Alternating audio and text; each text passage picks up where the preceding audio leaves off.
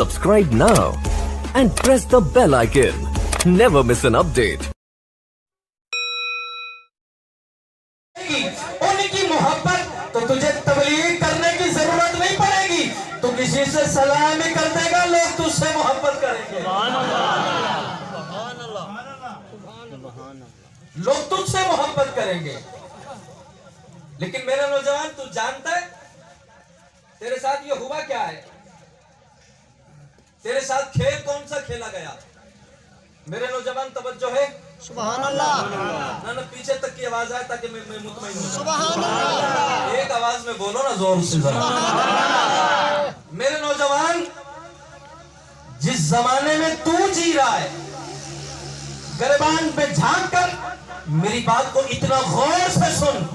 अगर मेरी बात में सच्चाई हो तो फिर रात की तारीकी में तन्हा बैठकर भी मेरे जुमलों पे गौर करना। मेरे नौजवान, तू उस जमाने में जी रहा है कि जिस जमाने में नबी की नामूस की बात करना भी जुर्म है। नबी की इज्जत की बात करना भी जुर्म है। नबी की इज्जत और नामूस के लिए घर से निकलना भी जुर्म है। मेरे नौजवान, तो उस जमाने में जी रहा है कि जिस जमाने में नामूस मुस्तफा पर निकलने वालों पर गोलियां बरसाई गई है, आंसू गैस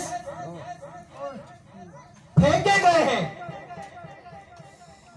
दर दर की ठोकरें खिलाई हैं,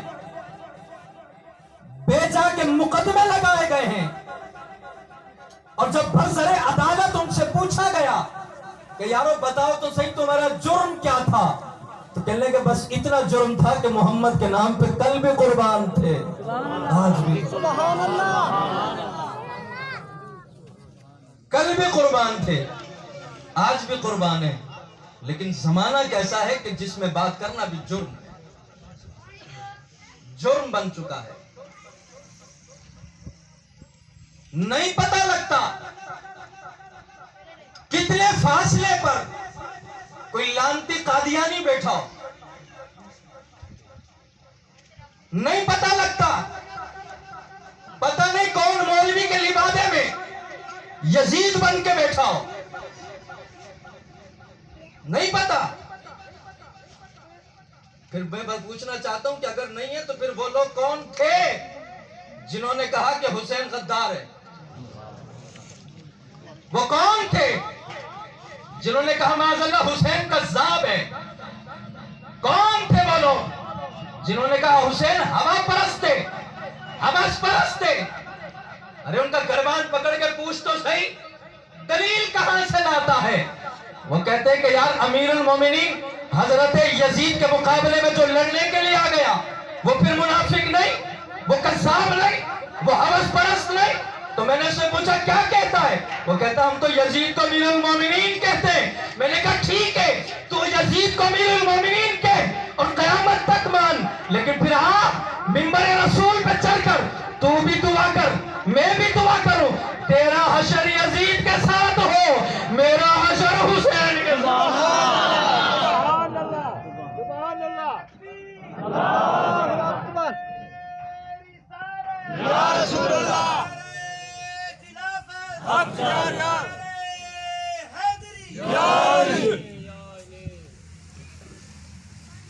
किताबें मौजूद हैं जिसमें ये सब चीजें लिखी गई हैं और बड़ी बेबाकी से लिखी गई हैं।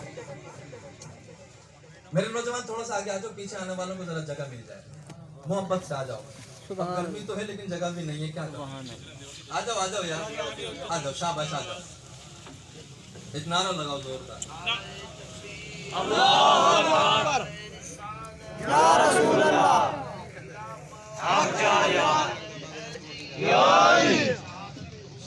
जिंदाबाद।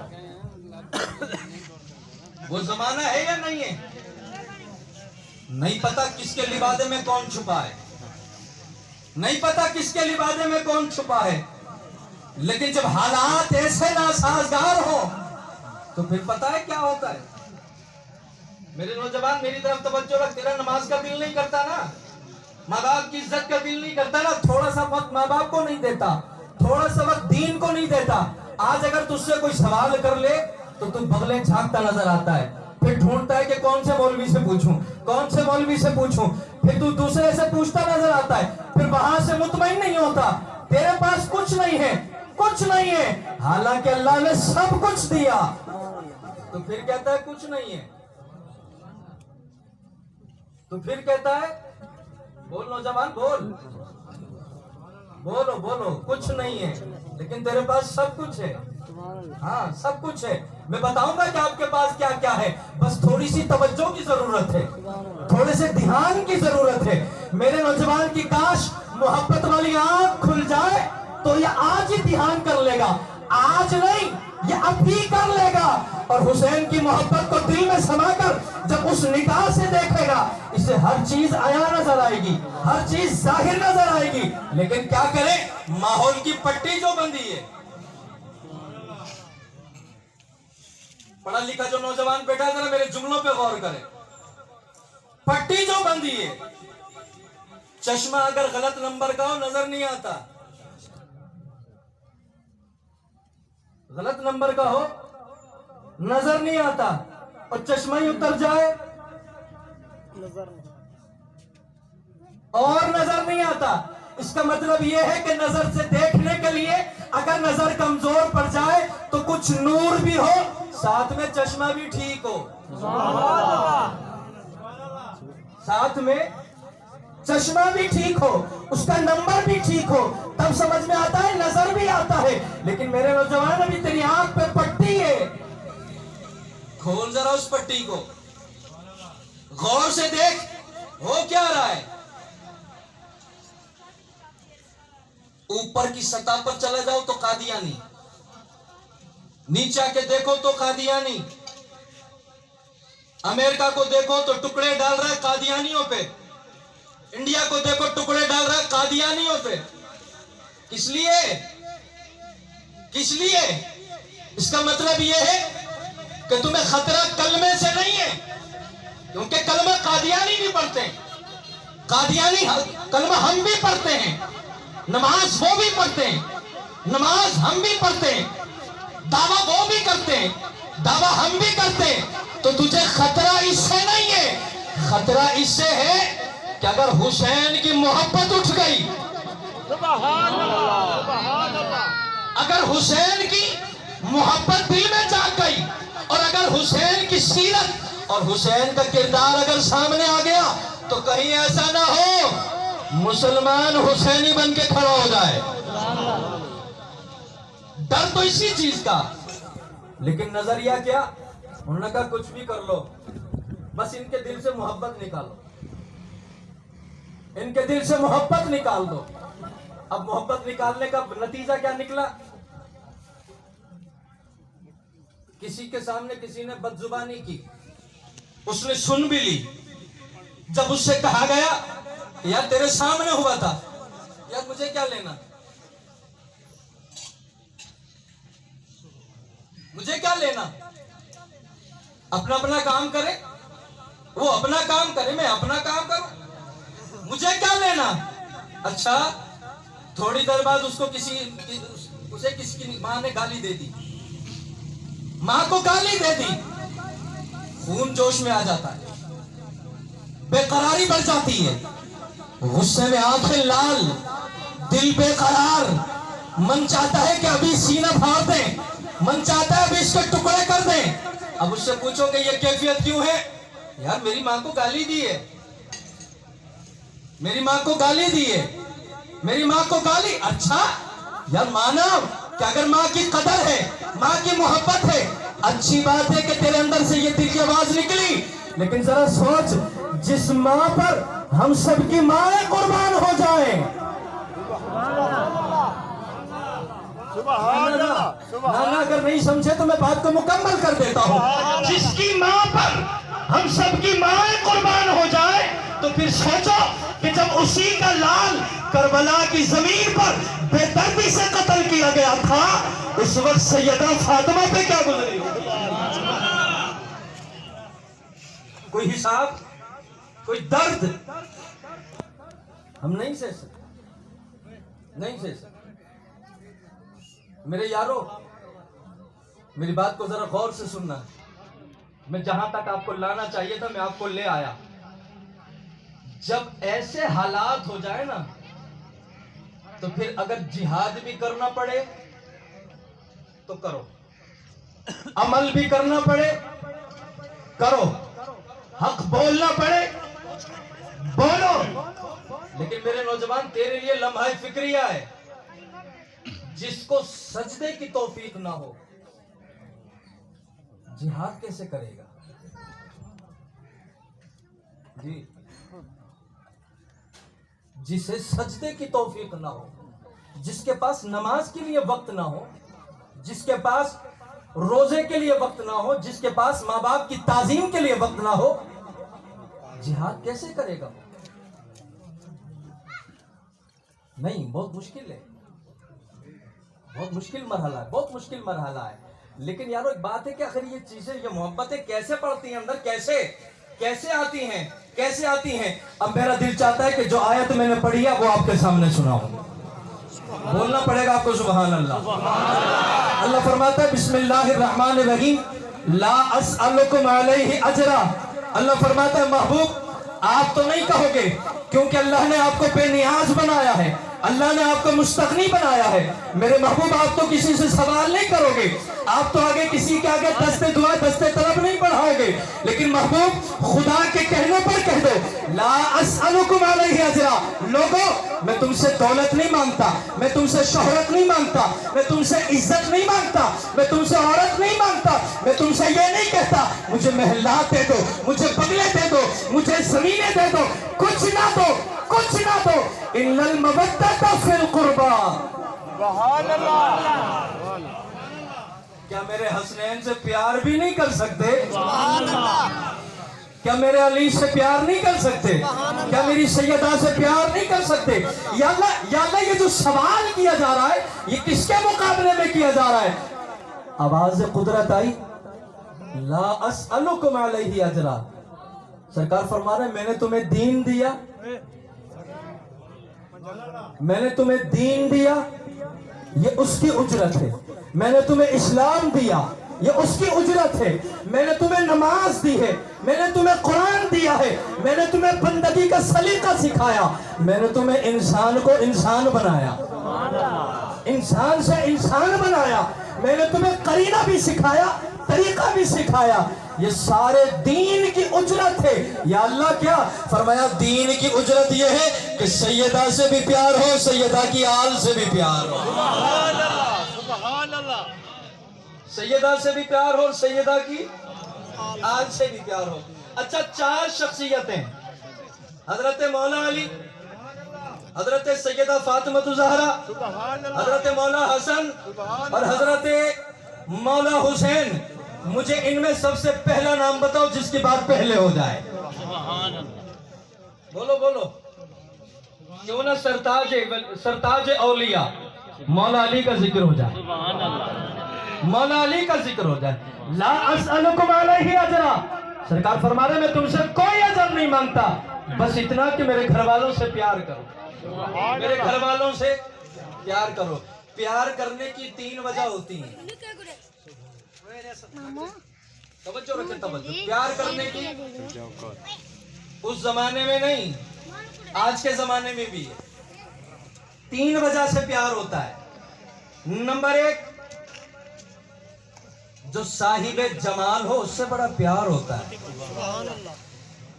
साहिबे जमाल हो, मालिके हुस्न जमाल हो, बड़ा प्यार होता है। आपने देखा होगा कि हर हसीन के पीछे कोई होता है, हर हुस्न का शैदा कोई है, हर हुस्न के चक्कर कोई ना कोई लगाता है, क्योंकि ये शर्त है कि जहां हुस्न होगा उसका प्यार करने वाला भी कोई होगा, उसका प्यार करने वाला भी कोई होगा। अच्छा, अगर अली से प्यार करना हो तो पहले देखें कि इनमें हुस्न है या नहीं, सुभान अल्लाह। पहले देखें कि यह हसीन है या नहीं, पहले देखें अल्लाह ने इनको हिस्सो जमाल कितना दिया है, कितना दिया है। अल्लाहु अकबर। मेरे नबी की महफिल सजी है, नबी करीम अलैहिस्सलाम तशरीफ फरमा है, हजरत अम्मा आयशा भी देख रही हैं, दीगर सहाबा भी बैठे, हजरत मौला कायनात भी हैं, हजरत सिद्दीक अकबर भी हैं। अम्मा आयशा फरमाती हैं कि मैंने अपने बाबा सिद्दीक अकबर को देखा कि आंखें खोलकर टिकटकी बांधकर अली के चेहरे को देख रहे हैं। सुभान अल्लाह। टिकटिकी बांधकर अली के चेहरे को देख रहे, बड़ी मोहब्बत से अली के चेहरे को देख रहे। महफिल खत्म हो गई, बाबा मेरे घर आए, मैंने पूछा बाबा आखिर क्या वजह थी कि पूरी महफिल में आप मौला अली को देख रहे थे, अली के चेहरे को तक रहे थे, आखिर अली के चेहरे में ऐसा क्या है, क्यों तक रहे थे? सैयदना सिद्दीक अकबर ने फरमाया बेटी ये मैं अपनी मर्जी से नहीं बल्कि मोहम्मद की मर्जी से देख रहा था। सुभान अल्लाह। नबी की मर्जी से। बाबा वो कैसे, वो कैसे? सैयदना सिद्दीक अकबर ने फरमाया चाहे कोई कितना ही हसीन और जमील हो, हर जमील को देखने का सवाब नहीं मिलता, हर हुस्न वाले को देखने का सवाब नहीं मिलता, लेकिन मेरे नबी ने फरमाया अली के चेहरे को देखना भी इबादत है। अली के चेहरे को देखना भी इबादत है। कितना हुस्न जमाल होगा, कितना।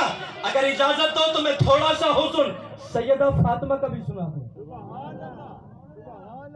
सैयदा फातिमा ज़हरा सलामुल्लाहि अलैहा, यार कितनी प्यारी बेटी है, नबी की लाडली बेटी, नबी की चहीती बेटी, नबी की 4 बेटियों में से सबसे छोटी बेटी, इतनी हसीन है, इतनी जमील है।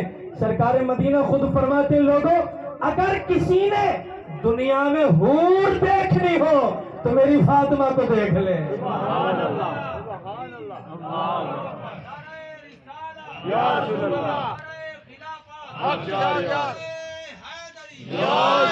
अगर किसी ने दुनिया में चलती हूर को इंसानी शक्ल में हूर देखनी हो तो मेरी फातिमा को देख ले।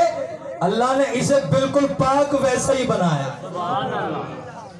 अल्लाह ने बिल्कुल पाक बनाया है। अच्छा कितना पाक बनाया? मेरे बुजुर्ग भी तवज्जो करें, मेरे नौजवान भी, मैं दबे लफ्जों में बात करना चाहूंगा। दबे लफ्जों में इतनी पाक है कि महीने में कभी ना पाक नहीं होती, इतनी पाक है महीने में कभी नापाक नहीं होती। अच्छा चलो महीने में नहीं होती, लेकिन जब बच्चे की विलादत हो तब तो औरत नापाक होती है। जब बच्चे की विलादत होती है तब तो औरत नापाक होती है। लेकिन कुर्बान जाऊं मैं सैयदा के इमाम हसन हुए या इमाम हुसैन फिर भी पाक हैं, फिर भी पाक है, फिर भी। लेकिन अगर मेडिकल से पूछा जाए तो मेडिकल वाले ये कहते हैं कि नहीं नहीं ऐसा मुमकिन नहीं है। भाई वो क्यों? मेरे बुजुर्ग और मेरे नौजवान, मेरे बड़े तवज्जो करें, वो इसलिए कि जो हर महीने की नापाकी औरत के साथ ताल्लुक रखती है, अगर औरत उम्मीद से हो जाए वही खून उस बच्चे की परवरिश में जाता है,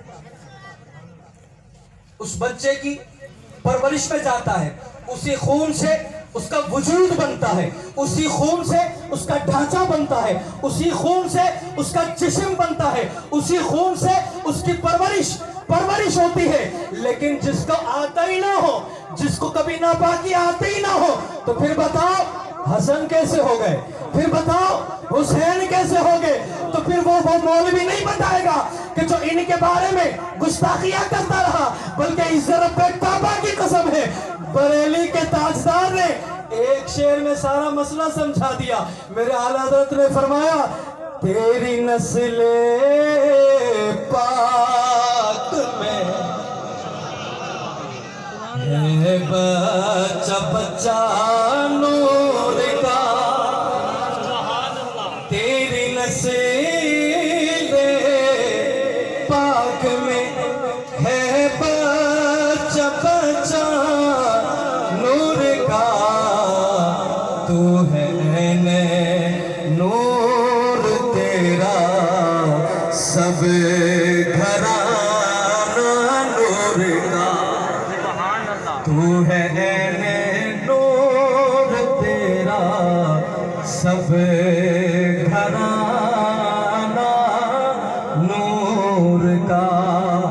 मेरे इमाम ने फरमाया लोगों, ये तो घराना ही पाक है।